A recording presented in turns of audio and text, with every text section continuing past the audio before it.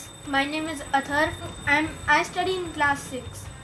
Today I am going to show you how to save pages.